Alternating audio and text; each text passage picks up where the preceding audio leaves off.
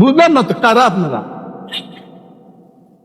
ভিতরে পেস আপনারা এইদিকে দেখতে পারেন, আমরা এইদিকে দেখলে কি আছে এটা বুঝবো না, এটা ঠিক না তো। মাননীয় সদস্য, প্লিজ পার্সোনাল ফ্রিডম নিয়ে কথা বলা উচিত না। ঠিক না।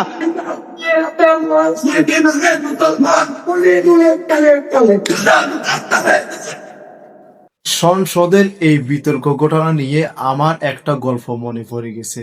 গল্পটা হচ্ছে কি ঠিক এমনই, মুখের ওপর মুখেশ থাকা মিথ্যা ছবি রাইনা, যতই তুমি মানুষ চিনো বেঈমান মুনাফেক আপনি কোনোদিনও চিহ্নিত করতে পারবে না।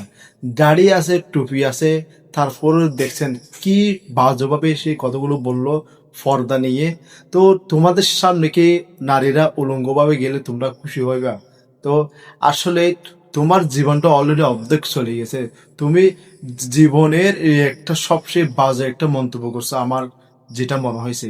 তুমি একটা মুরব্বী বয়োজ্যেষ্ঠ মানুষ এরকম একটা পর্দা নিয়ে সংসদে স্বয়ং সংসদে যেখানে আমাদের ট্যাক্সের টাকাগুলো খরচ করে সেখানে আপনারা কথা বলবেন, দেশের উন্নয়নশীল কথাগুলো বলবেন, দেশ কিভাবে এগিয়ে নেবেন সেগুলো নিয়ে কথা বলবেন। না, আপনারা সেগুলো করবেন না। ওই যে পর্দা নিয়ে হাবি জাবি যেগুলো আগে যারা করতো সেম কাজটা আপনারা করতেছেন। অতীত থেকে আপনারা শিক্ষা নিতে পারেন নাই।